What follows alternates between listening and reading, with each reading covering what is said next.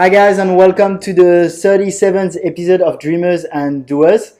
And I wanted to do a little episode about my 10-day silent retreat that I've just finished because so many people were curious about it.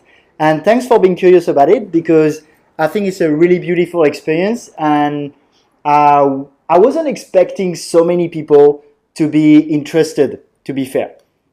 So thank you again for your interest, and what I'll do now is I'll take about 20 minutes to explain how it was, and I've structured it in what motivated me, how it works basically, then what I've learned, how I applied the learning now that I got back, and also comparing with my previous meditation method, which was Vedic or Transcendental Meditation.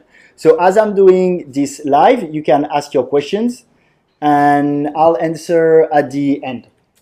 So just don't hesitate to ask your questions. The first thing, what motivated me to do the Vipassana? I think it's mainly Sam Harris and Yuval Noah Harari. So basically, these are two of the most brilliant minds you can have today. Sam Harris, he has a podcast, he's a neuroscientist. He spent a bit of time in India in his youth, and listen to his podcast, Waking Up. It's really amazing. Yuval Noah Harari, he's the writer of Sapiens, Homo Deus, 21 Lessons for the 21st Century.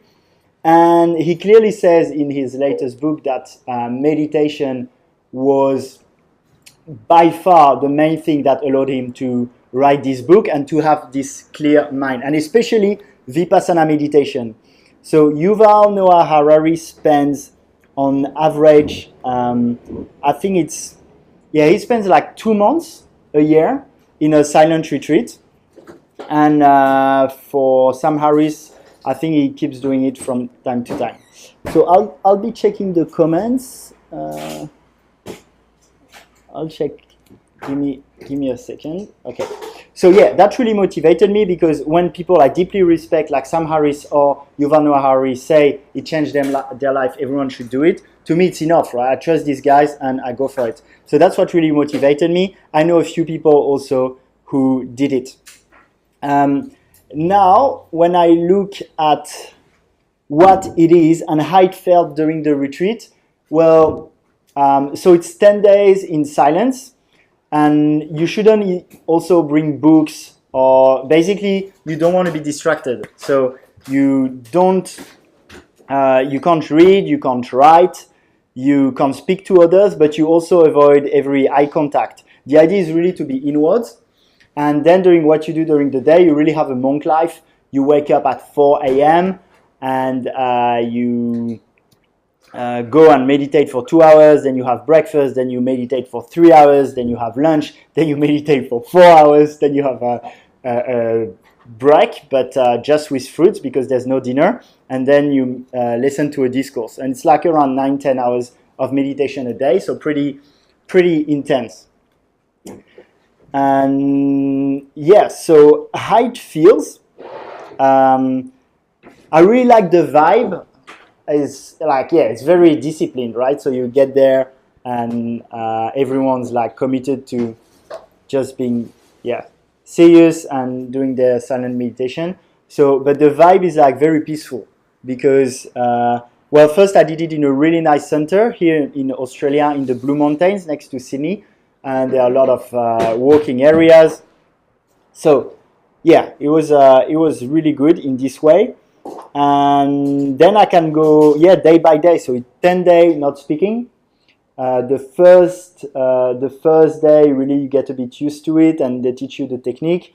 And then second day is pretty hard. Like first day you're pumped. Second day you do more meditation. Like you start doing really these 9 hours, and you're there for 10 days. So yeah, I found usually they say the hardest days are day 2 and day 6, and that's when there are a few people leaving sometimes. So for me, it was obviously out of question, but that's basically how it works.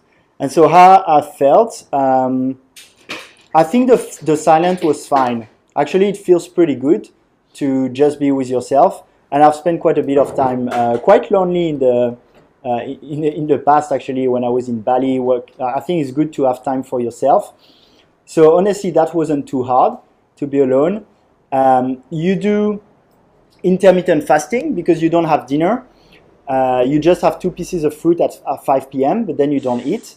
And I think it could be hard for some people, but again, like for me, I've done like 4-day fast and so this wasn't too challenging. I think the really challenging part for me was meditating 9-10 hours a day, because even though I already meditate close to an hour every day, it's like, you're like there with your mind for 9-10 minutes a day. It requires really discipline. And the second part that was hard was physically, because basically you sit in a lotus position with the legs crossed, and I'm not that flexible. So as you go, it starts hurting in your back, in your legs. And from day 5, you do what they call sitting of strong determination. So you stay 1 hour in that lotus position, not moving. And the thing it does is, as you don't move, it gets more and more painful. And I explain why it's a good thing, but that's really challenging. So you push through the pain during that hour, and you do that 3 times a day from day 5. So that was something really, really challenging. It depends on people. I know people who are not used to do intermittent fasting, for example. For them, not having dinner was so hard. Like they found it so hard. They told me, take chocolate bars and stuff. I was like, no, it's fine. But so that can be challenging for some people. And for me, I didn't have big revelation or insights about myself that much. I think maybe because I've done quite a few psychedelic trips or like personal growth experiences like Tony Robbins and these things. So wasn't that intense in this way, but I'll go to what I've learned, because I've learned quite a lot still. But people can have very different experiences.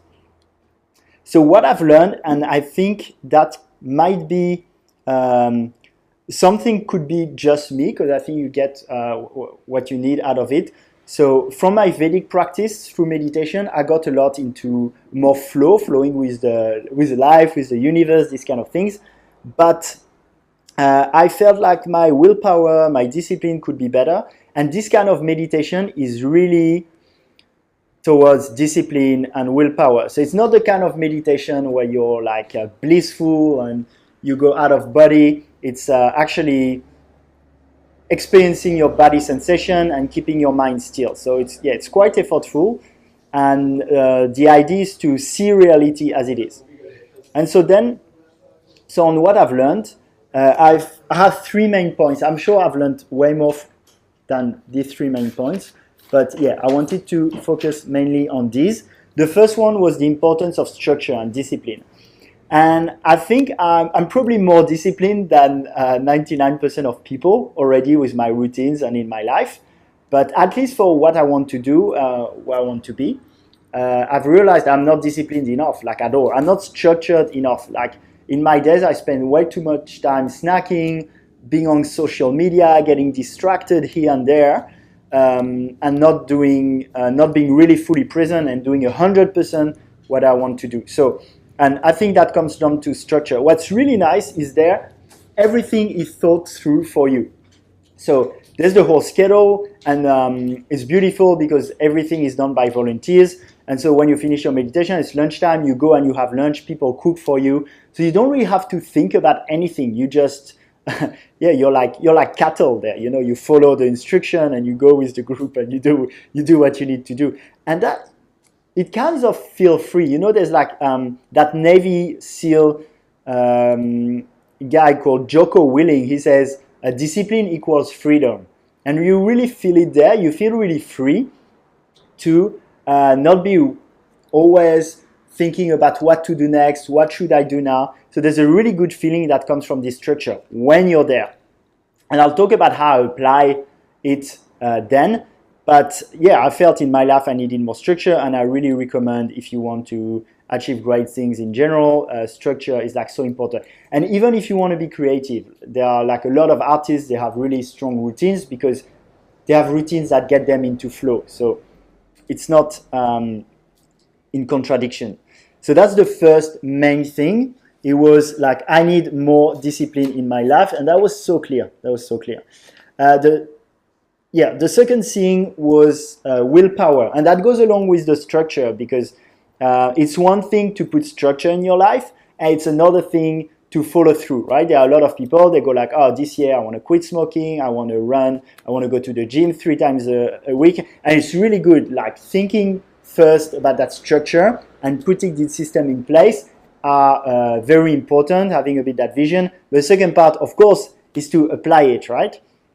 And to actually do it. So the thing there is when you sit, you know, I talked about those sitting of strong determination, sorry. It's like you sit for an hour and you don't move. And what was a big revelation through this is how limiting your mind can be and how far you can go when you push your mind and your willpower. Like, let's say, for example, when you're at the gym, even if I have all the willpower I want, let's say I can do 10 pull-ups, I can't do 100 pull-ups. I can't do 50 because I'm just not strong enough. It will maybe get me a few more. But when it comes to sitting still, it's all willpower. Before the retreat, sitting cross-legged and staying like this with the back straight, I think honestly I couldn't do more than 10 minutes, because then you start having pain and very quickly you just stop because it's too painful. Well, when you're there, because you're really determined and you're there and you're in the right environment, the right mindset, so I could push it to an hour, and people push it to an hour. And the thing you realize though is when the hour is over, you could go an extra minute and an extra minute. And thinking like this, you know, if I had enough motivation, let's say someone's going to kill my whole family if I don't sit for 6 hours, I would sit for 6 hours. It's just pain. It's a lot of pain, but it's just about how much you can deal with the pain. So basically when you do the hour, first you have a bit of pain in the back, and then from 30, 40 minutes, the legs start to really hurt, especially when you're not that flexible. And it's really, you chunk it. It's like that hour from minute like 30 or 40. It's not at all blissful meditation. It's like every minute. Especially I have a bit of a competitive mindset, so I did it in this way. I was on purpose not using too many cushions, to not being too comfortable, because I was like, cool, I'm going to use that for my willpower. And yeah, every minute I would be like, come on, you can do it. Another minute, and that's how you go through the hour. And that's how, if you're motivated enough, you can go through 5 or 6 hours. I'm not saying it's healthy, but it won't be that bad. Anyone could do it with enough willpower. But if you try, you'll see it's like almost impossible because of that mindset. And then when I say how I apply it, well, now that I'm back, it's way easier to push through a run or a swim, or even for work, or not eating. All these things, they're way easier because I feel I've pushed my willpower, and things don't seem that hard anymore compared to what they used to before the retreat. The third part, which is more maybe something to understand intellectually, would be actually how real knowledge is more experienced than intellectual. And I'm quite a rational guy, quite an intellectual guy, and I like to read books to know the science behind things and to understand them. But I think it's a realization I have more and more now that I do a lot of these activities, is like, and the guru kind of, who explains you the technique, he says it pretty well. You know, it's like there are things you can only experience them. Like if someone's blind, you can't explain them what the color blue is. Like there's no way to explain rationally. It's something you can only experience. Riding a bike, you can read books on how to ride bikes and how it feels, but how you really know how it is if you actually experience it. And it's a bit the same for, so here the teaching is a lot about impermanence, how things come and go, and you use the pain and the pleasurable or unpleasurable sensation of your body to see how things come and go. But it's one thing to understand it, and here you experience it, which helps your mind to remain still when you have those body sensations. And the idea is then, whatever challenge you're going to be faced in your life, or when you feel anger arising, your mind is going to be still. You'll still be in control because you're trained your mind to do so.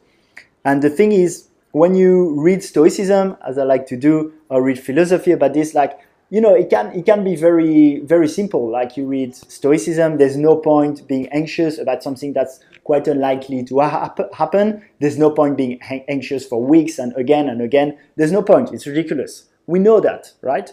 There's no point staying angry for a week for something that should only get you angry for a few minutes. And we know that, but we still don't do it because we're human, we have a biochemistry that operate, and if we don't train our mind, there's one thing to know that, but when you experience how this works, that allows a real knowledge and a real transformation.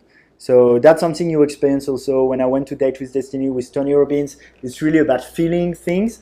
And lately I've really been into the importance of feeling. And again, you can see how I adapted it in my life, because I replaced a bit of reading and listening to podcasts, which I still think are important, with actually more meditation, more sports, also more actually doing things. So to go back to what I've learned, so I think it's the three things. To recap, it's have more structure and discipline, how I can push my willpower and how important that is to achieve what I want to do. And the third thing is the importance of experiencing things rather than just understanding them at the intellectual level. Keep asking your question, also for the live, because I'll be answering in about 5 minutes. But now I want to also talk about how I apply the learnings. I talked a bit about it, so I'll go briefly. But structure, I can post it, but I came back with like a really, really strong routine. And it's like almost all my day is set. Now, with this, I don't always advocate for having to stick really to the routine all the time. You can have things that are more important and that you really stick to it. For example, for me, now I'm going to do those 2 hours and 10 minutes of daily meditation, Vipassana. That's a lot, but that's something that's going to be challenging for me to stick to it. So I'm going to really prioritize it. But sometimes I have like sports session, maybe I'll miss one. Like, you can be a bit flexible, but I really like the idea of having that default perfect day. And that's all set in my routine. I'm super structured now for my meals, what I'm going to eat. No social media during certain times. So that's structure. And since I've come back, so it's been 2 days, I'm working so much better. And everything is more flowy in my life, which is sometimes seems contradictory, that structure would equal flow. But because I have this structure, then I can be in the moment when I do what I do. So when let's say when I work and I have no social media, and I really put the intention, I'm not going to be distracted by food and eating an apple or a carrot, then I'm fully into it, and that's, I do way, way better work. So I'm so happy about this structure, and I'll be really vigilant to keep this structure in place. And then at the second part about willpower, about actually implementing them. So, because, it's nice to have things on a piece of paper, but you want to actually implement them. So since I've been back, I've gone for a long swim, for example. It didn't seem that hard compared to before. I keep doing my 2 hours and 10 minutes of meditation every day. It's a challenge now, but the more you do it, the more you get used to it. And I feel in general, for everything, I feel more like that things that I found hard before aren't that hard, actually. And I'll push through. There are little exercises I haven't added yet, but I want to add as we go. At the moment, I put my willpower really into doing those 2 hours and 10 minutes because I don't want to make it too hard. But then I'll add things like planking. Planking is it's a bit physical, but it's a lot of willpower too. You stay in a plank position. It hurts, but you can go way further than what you think. Same with breath holding. So you can be good or not as good, but like you can go way, way, way further if you actually push it, right? I also started doing more yin yoga at night, before going to bed. Yin yoga is like you keep a posture for long. And same, it's a bit painful. And the idea is you sink into the pain. Like when there's pain, you don't react to it. That's an important teaching in the Vipassana. When you have pain, you don't react. You don't create aversion towards the pain, or you're not like, it's painful, it's not good. No, you just observe the pain. It's painful, and you look at it just like this. So yeah, that's little things I'm gonna add for my willpower. And I think the combination of these two, guys, like you have great structure, you think it's true, you can review it from time to time, but have that default amazing day and structure, plus strengthening your willpower and making sure you actually stick to it, then of course for your personal growth, you're gonna be amazing for your health, for your dedication, for work, for doing sports, for pushing yourself in general. So yeah, that's what I got. The last thing on, I talked about it, about being more experiential. Like I want to keep, dedicating more of my time to actually feel things and experience them rather than just understanding it. Also when I was there, I kept doing with my little routines. I did a day of fasting, even though it's usually it's not permitted because they don't want to make it too hard, but I knew for me it wouldn't be too hard, so I did a day of fasting. And I had this little routine. So you wake up at 4 a.m. in the morning, and I would do cold shower, and then go in the dark forest and meditate there for 30 minutes. And the reason for that, I was there to train my nervous system, to train my body and my mind, and train my mind to not react to the body sensation. So cold shower is great for that. It's like when you do the Wim Hof style cold shower, you go in the cold, but you don't go and go like, it's so cold, You go there and you're like, yes, I can feel the cold, and you train your mind to love the cold, not just to resist and endure it, to actually love the cold. And so you want to keep that steady mind when you go in the cold. Straight in the morning, and then dark forest, because a forest at night can be a bit scary. It is, at least to me. And I was like with my little torch, and the first day I was like, it was scary, and I was consciously trying to really keep my mind steady, equanimous, as they say when you do the training. So trying to do that was a good complement to the technique, which was then to keep your equanimous, steady mind while you were having this pain when you were meditating. So I did these little things, and I really loved it, honestly. The 4 a.m. cold shower, I was looking forward to it. So might seem weird, but that was cool. And to finish, I want to talk about the different meditation technique, because I've been doing transcendental, or you call it also Vedic meditation, for the past 2 years, and I got so much out of it. So I'm not trying to compare too much and be like, this is good, this is bad. I just got so much out of it, and transcendental meditation is definitely something I would maybe more recommend if you don't want to do a more chilled way to start meditation, because it's more blissful. You have a mantra that you repeat, and you kind of get a bit out of your body. That's why it's called transcendental. And you have that blissful time, and it got me so much, because especially it taught me to be more intuitive, to be more in flow with life, be more effortless, because I was a bit too competition driven and hardworking and the things. And I think it's very important to also learn to do things effortlessly. And transcendental Vedic meditation is amazing for that. Really recommend it. This kind of meditation, very different for me, at least. I think for people, this kind was maybe more blissful, because they weren't so hard on their body sensation. But for me, that's how I used it. That's what I needed. And so very kind of effortful meditation. Like even you have to stay focused. You don't really go in your thoughts. You stay focused on your breath, on your body sensation. When the pain goes, you keep your mind. It's like, I felt a bit like it's like you're in the army or something. Like, keep your mind. It was more effortful, but that's what I needed. That's what I wanted. And I think both are really great. It can depend on what you want. Obviously, this one is more time consuming, 2 hours and 10 minutes. That's like, you got to be really dedicated. But I'm going to do it for the next 3 months, because I want to give it a fair shot and see how it goes. So I think it can bring me really a lot. So I do 3 months and I see. If I feel, yeah, I have good willpower, I'm way disciplined, but life became a bit effortful, maybe I'll go back to my Vedic meditation practice because I need that more flowy part.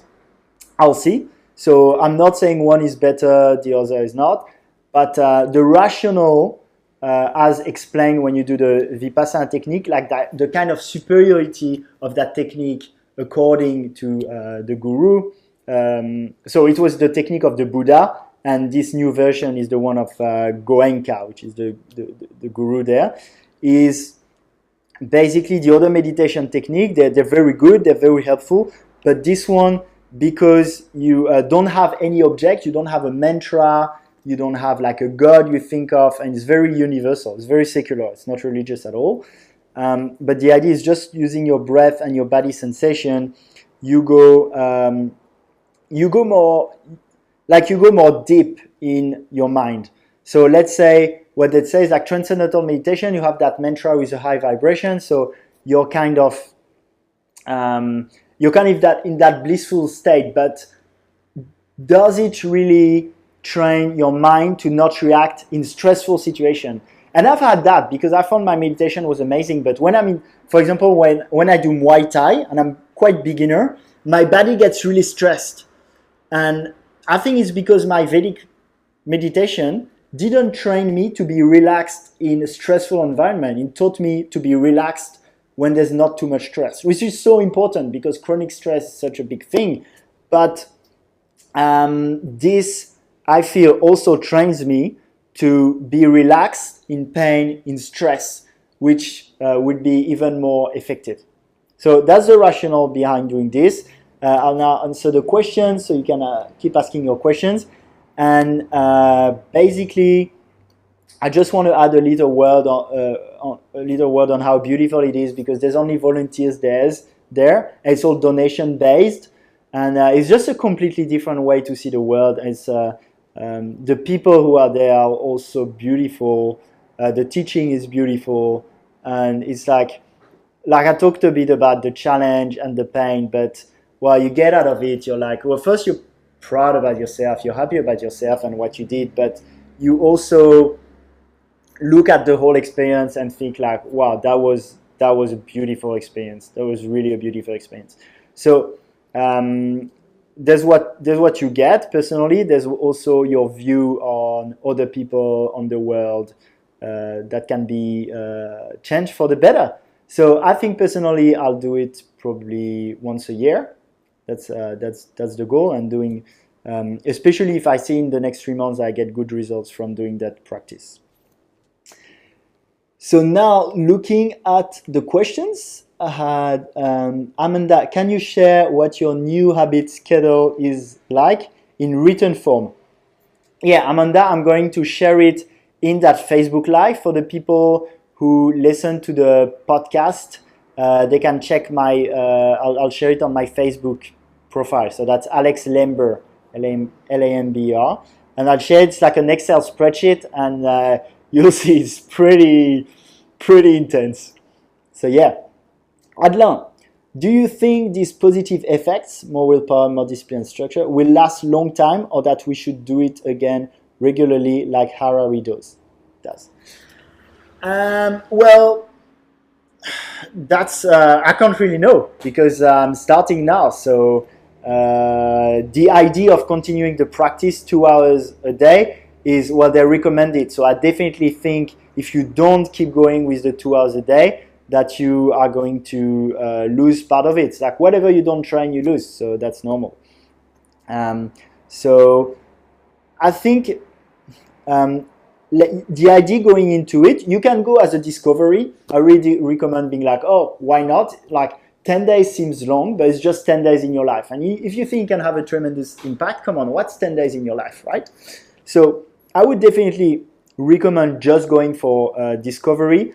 Even if you don't trust me, again, trust like Harari, Sam Harris, brilliant minds, they recommend it like 100%. So it's worth trying, right? And that's the first thing, but then you might lose the effects. For me, I want it to be the the foundation of a virtuous feedback loop. So basically coming back and putting this. That's why I didn't come back and just say, yes, I got more willpower now.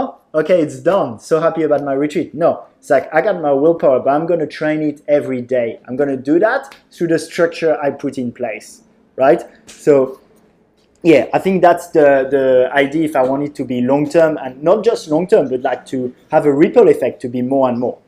So that's what I plan to do. And I think if I do that, it's going to last long-term, especially if on top of it, I do another one a year after. Yeah, definitely.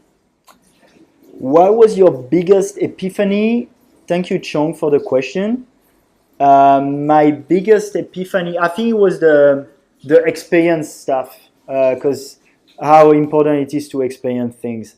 Because I kind of felt it a bit more and more, that's true. But I think that's sometimes there's so many things you already know them, but sometimes it clicks in your head. Sometimes someone tells you something, every week for a year, and you're like, yeah. And 5 years later, you're like, oh yeah, that guy was right. And I've been told a lot, like how real knowledge, like, is not just intellectual, and I kept really loving this podcast and stuff, but yeah, really understanding that it's really at the experiential level that I'll get real knowledge was important, and a big epiphany for me. So yeah, this and the willpower one, as I talked about. So Charlie, how has the retreat changed, improved your meditation practice? Well, I think I kind of answered that, right? So I moved from Vedic to Vipassana now, doing those 2 hours every day, and I'm giving it a go. Honestly, I'm not saying it's better, but as I explained, with the fact that you deal with every body sensation and you don't try to be in a state where you're in higher vibration, it can be a more pragmatic way to face any difficulty, any stress you get in your life. So I think there's a rational understanding. So rational understanding is good to start, to have the foundation, and then it's going to be my experience that's going to make the decision. So rationally, it makes sense why Vipassana could bring me things I didn't get with my own practice. I'm going to test it for 3 months, see how I feel, and then I'll see. I'll have more information. Raphael Carter, how did you automate your business to go dark for 10 full days? Well, that's a practice I do all the time, is that I, like all the emails, like obviously I scheduled some emails, I scheduled social media posts for the people who do my online programs. Well, these are already automated. That's the whole point of these programs and why I create them, is that I want to automate. So that was fine. And for the events in Bondi, where I work with 2 amazing chicks, Isabel and Elena, and they handled the event like super well. And actually it was a good thing, because I don't want to take too much space, and I want to make sure things can run without me. So that's a really good question. I think it's really good. It's a really good check to do. Like, do I make myself too busy, or do I think about automating and having better processes? Okay, I think we're good now. So thank you so much, guys, for listening to this. I hope it was insightful. If you have more questions, keep them coming, and I'll answer them definitely. Cheers, guys.